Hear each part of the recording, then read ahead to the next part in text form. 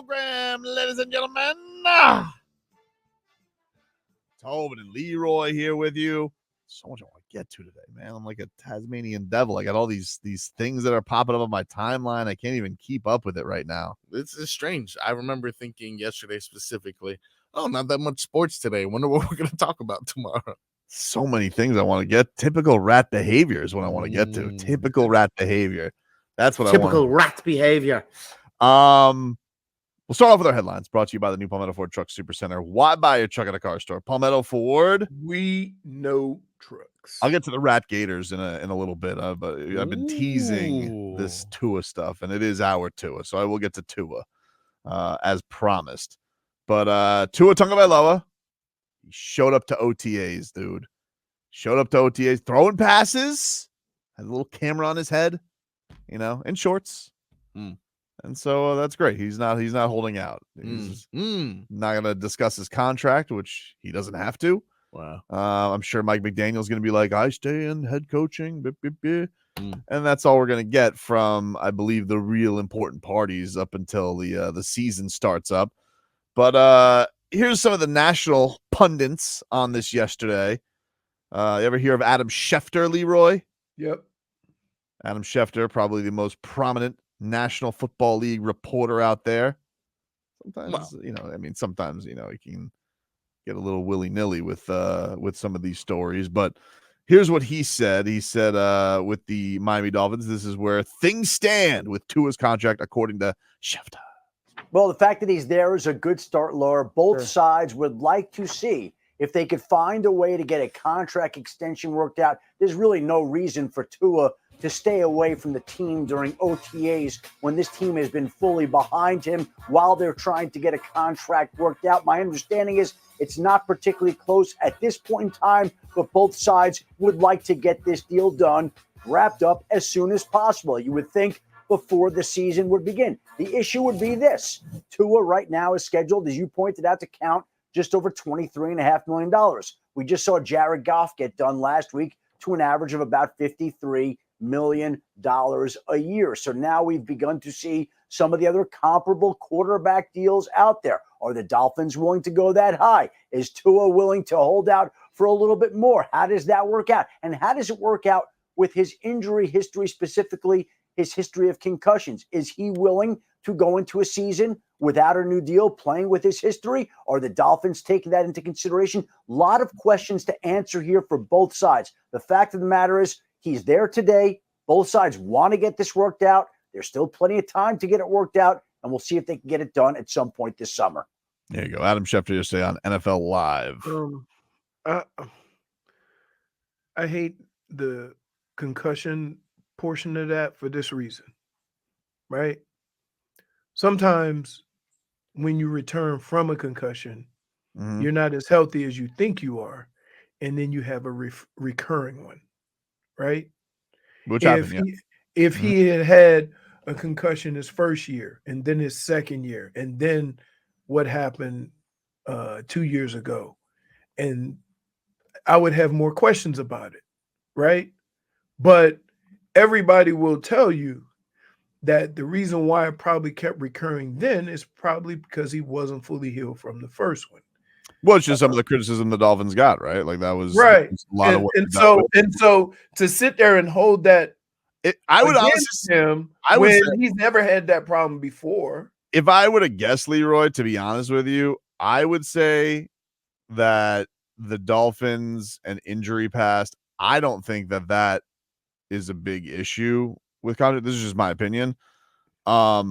If anything, I think Tua's side, the reason why they're so eager to get it to happen is because, he has had scary things happen to him on a football field, right, and you want to be set up for life. So I honestly think that the urgency on that would be more on Tua's side than it would be the Dolphins side, because it's like, of course I want to be locked up long-term and have security for my family, my young family. I want to have these generational wealth set up for myself. So when everybody always says, well, there's these concussions and injury issues, like, I don't know if that's a hesitancy on the Dolphins so much as I think that's probably a rush on Tua, like why he would want to get a deal done if that was an issue. Right.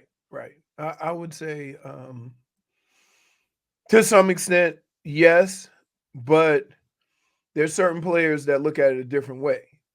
Tua's not who's the quarterback in San Fran? Purdy? Purdy, right? Like Purdy's negotiations can go the way you're talking because he made less than $1 million last year. Mhm. Okay. Yeah, I mean he's gonna make Tua's already made like 30 million. Yeah, he's gonna make Or 23 after million. this year. He's gonna make 23 million.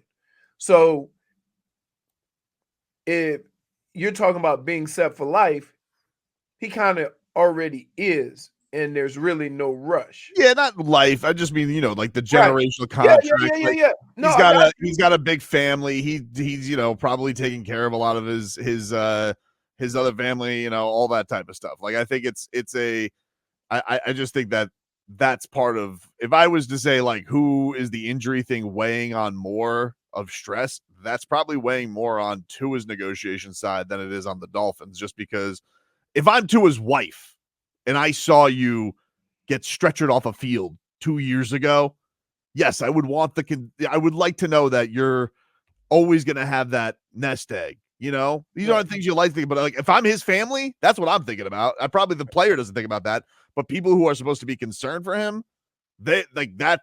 Yeah, that's obviously that would be a huge thing that would be pushing me towards wanting to get this locked up. But I don't think it's like the Dolphins. I don't think that they're in that spot. I think they're probably thinking like, this guy was healthy last year. He did everything and more to keep himself healthy this year.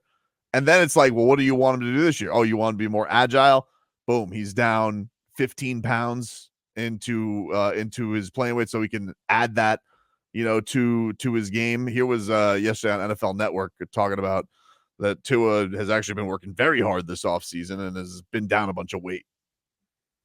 Cam Wolf. Right now, contract negotiations are still ongoing.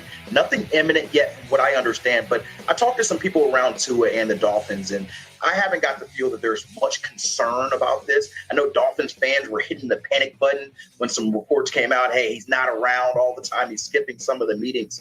A little context there. I mean, Tua's traveling a little bit back and forth from Cali. He has a private quarterback coach in John Beck that he's been going back and forth from Miami to Cali from. He also has a growing family he spends time with. And so he's not just sitting at his hands and saying, I'm not doing anything until you pay me my money. That's not the way he's rolling.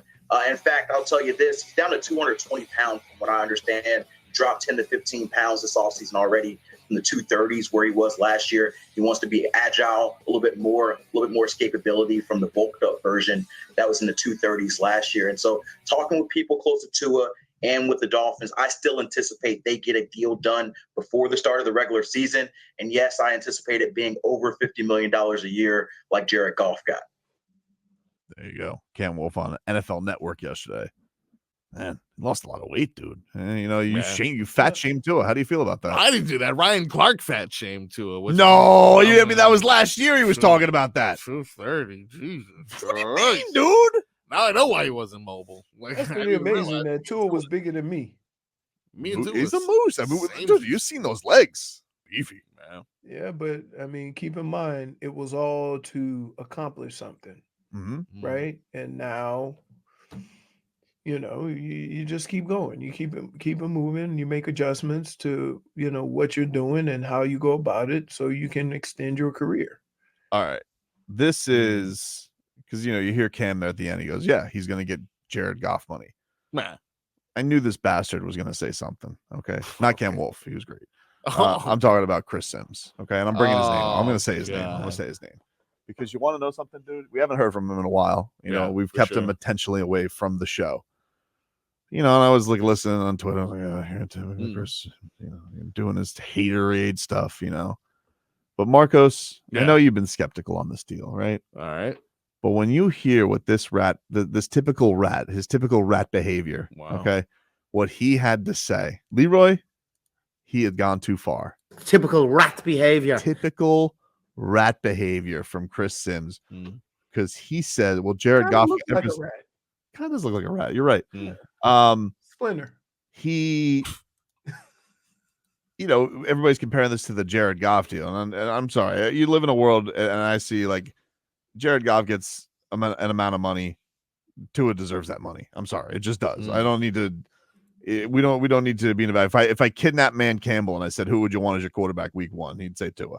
That's just what he would say. Wow. All right. And then we'd, pound some weights and some espresso because he loves the coffee. But here's the thing.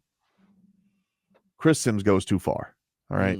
Too far on a take. He does that. I respect the hot take, but there's an element of a hot take and a disrespectful take.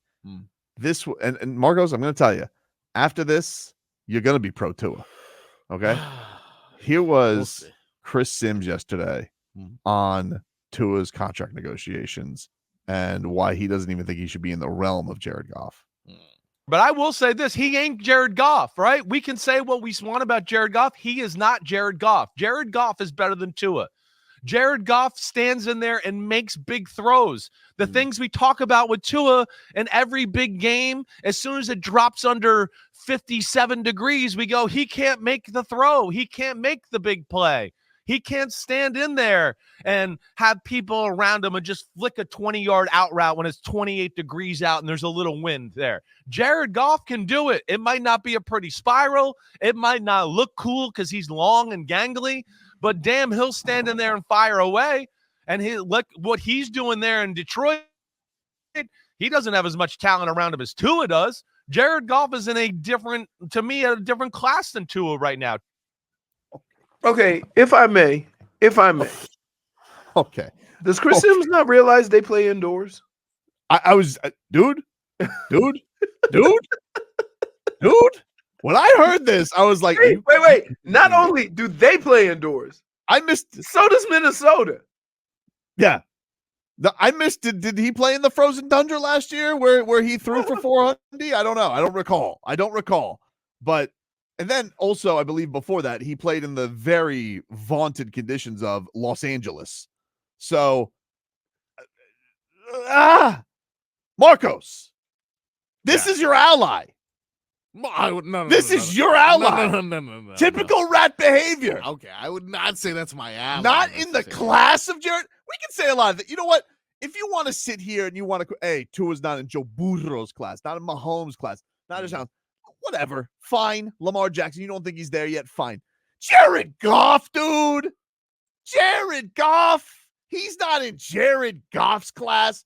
Can we just put the silly sauce down for a second? Can I ask one more quick question? We just don't ignore the numbers, right? No, okay. Actually, I want to talk about the numbers for a second. And I'm going to go ahead and say, here. You make the numbers. You make the numbers what you want the numbers to be. I'm taking the numbers for what they are. Okay? Who led the league in passing? Last year? Yeah. Yes. Tua. Who had more throws of 20 yards plus in the air completed down the field? I would say Tua. Okay. We'll start there. I got more. Go. Okay.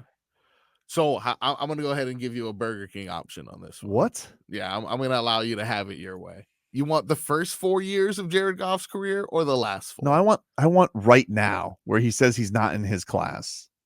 Yeah, because guess what? Yeah. Funny. Wait. Jared Goff Funny didn't how get paid off his Rams years. Funny about this also, Marcos, if you want to go there. Yep. Funny how we just ignore the first 2 years of Tua and only we don't ignore the first 2 years of Tua, but you want to say about Jared Goff, do you want the first 4 years or the last 4 years? How is that any different than what we saying about Tua's circumstances his first 2 years? Because there were some circumstances during Goff's first couple years. Really? Yeah. Only 7 games played that first year. So, it's not like you had like okay. Tua came in with a limp. I'm looking at potential outdoor games last year, and I don't even know what the weather was, but I'm looking because it's indoors in Dallas, indoors in Minnesota. So I'm going to go to Chicago. I'm just going to assume that's a cold When is game. it? When was it? December 10th in Chicago. Windy. Jared Goff. Chilly. It was probably 40. Big froze Jared Goff. Okay. I didn't watch this game. I'm stat watching here. But lost to the Chicago Bears 28-13. Very windy. He was 20 of 35 for 161 yards, 1 touchdown, 2 picks. Is that big? That's big play, Jared Goff in the cold weather? The one who stays in there. He stays in there, Leroy. Yeah, that guy. Okay. So what day was that? I'll check the weather for that day. He probably played in Green Bay later on in the season, right? No, he played in Green Bay early in the season. Early in the season. All right. So that's literally like the only one I can go. That's why I was like, that's the only one, because it's like then it's indoors in Minnesota, indoors in Dallas, indoors because he gets to play indoors. Oh, indoor. That's what we're doing here. He's an arena quarterback. Wait. Hey, it kind of questions the remark when it's 28 degrees in December, he can rip one off, because the stats say he can't. That was one game, and we don't know. I didn't make the argument like that jackass did, that typical rat. So we're focusing on one December game, and it was a bad weather. Okay, game. where were the other December games outdoors where he ripped one? Chicago. That's my point. What was the weather in Chicago? In Chicago, it was raining that day. Oh, was it? Well, how come he didn't stand in there and make it work, Mr. Weatherman? I don't know if it was raining. Let's get to our headlines, brought to you by the new Palmetto Ford Truck Supercenter. Why buy your truck at a car store? Palmetto Ford. We know trucks. Mike McDaniel speaking to the media just minutes ago. Really? Oh gosh, come on. We don't have time. We got time. By the way, Marcos. Yeah. Hat guy, right? Okay, what's going on? What's going on with this? Is there, because he had like a full head of hair? I feel like he's not. You think? Well, I don't know. Do you think like a hair transplant? Like, is he trying to grow? Like, what's he hiding? Oh, you think he's hiding something? It can't just be hot as hell. Looking different. It is hot as hell. But what's going on there? Aren't they in the bubble? Why does it have to be something? He's just wearing a hat. Nah, you're either a hat guy or you're not a hat guy. Now all of a sudden he's a hat guy. Wait a minute. You don't never wear a hat. And then you had on that cool Miami Dolphins hat, and everybody was asking where you got it from. I am a hat guy. No, no, you're not. Oh, I'm a hat guy. I don't think we can consider you a hat guy. You got to wear a hat more than 25% of the time. But he's more of a shades guy. I'm a golf hat guy. Kind of looks like he's wearing a golf hat. It kind of looks like he's like he roots for Brooks Koepka. You think it's possible? He's maybe losing some hair. He's stressed about the potential of being on the hot seat. I don't know. JFA, I'm going to send you a picture of Mike McDaniel so we could dissect. Because the other thing that I find weird about it is you guys doesn't wear a Dolphins hat. He doesn't wear what? Doesn't wear a Dolphins hat. You know why? White or black hat. You know why? No. You always know where the coach is. What? If everybody's wearing a Dolphins hat, you wear a different hat. They do it on the sidelines with shirts. Leroy, you don't. Wait a minute. What? You don't think they know what he looks like? Which one of you is Mike McDaniel? No. They know who all their coaches are on the sidelines too. But the offensive coordinator and the defense coordinator wear different color shirts, so you can see them. You haven't looked at a sideline and see that there's always one coach wearing a loud ass shirt. Oh my goodness! Dade South is claiming, look at McDaniels in San Francisco. He's been a hat guy before. I don't know. I don't know. I don't know that. Marcos, this is exactly what we were talking about on Friday. We digging up stuff. There's no story. I want to know why is he a hat guy? I don't know if there's a story or not. No story. See, this is a different hat, though. White hat. This San Francisco hat is like a fitted hat. You know, his hair's flowing out the back. Fitted hat. Maybe he got maybe he got a haircut and too much. Interesting. Balding. Wow. That's what happened to me. I got a high top fade, and then that was it. That's all she wrote. Then it was a no top fade. Yeah. And then it looked like Cowboy Stadium, the old one, where you could look over the top of my head and see midfield. All right. Well, the biggest controversy, of course, we call him no-show Tua. Tua missing some days of work. He had to be pressed by the media about this. What days of work did he miss? Didn't OTA start this week? Now we're saying he missed days before? Let's hear from the coach, Leroy. Goodness. There was a report that Tua has not been here for all of the voluntary workouts. Is that accurate? And if so, what do you think about that? The good news about all is it's very black and white. He has been here for off-season activities. He has not been here for off-season activities. He has been both. And, I think, important in the player-coach relationship is communication. And, I think however things play out, as long as we're communicating and we're on our P's and Q's and what we need to get accomplished, then we have a fighting chance. And it's been a good exercise in our relationship this offseason. And the times that he hasn't been here, is that contract related? I don't make a habit of speaking for other people's mouths. So I'll let you ask Tua. You guys have a good relationship. Tell you what, man, this man is elusive. He has, but he hasn't. He's done both. I don't speak. But for wait, He's good. wait. He's good. Wait. Here's what I mean about moving the bar. Because we said voluntary workouts started this Monday, yesterday, correct? Team activities. Team activities started Monday, right? Yeah, but they've had like workouts and meetings. Hold on. So then we're saying, hey, I don't know if Tua's going to show up to the team activities because of the contract. And now he showed up and we go, oh, but he didn't show up for the stuff before. It didn't matter before. You didn't ask about it before. Well, nobody knew. Good. They're not in the building. But you see how we keep we're digging and searching and trying to find something I would agree. that's not there. I would agree because he was It's working on OTAs. He was working on football too. But see that doesn't right again. You see what I mean? Like there'll be reasons to have to ask important questions. Whether he shows up for voluntary camp is not one of them. Which he did. Right. But we moved the bar. So now we're asking him about what happened in March, in April. I don't think Jalen Ramsey's there, by the way. Nobody's there. What are you talking about? Tyreek Hill's there. I saw Tyreek Hill yesterday. He lives here. I think Jalen Ramsey's in Tennessee. I think he is. At least he was on social media yesterday. And if I may,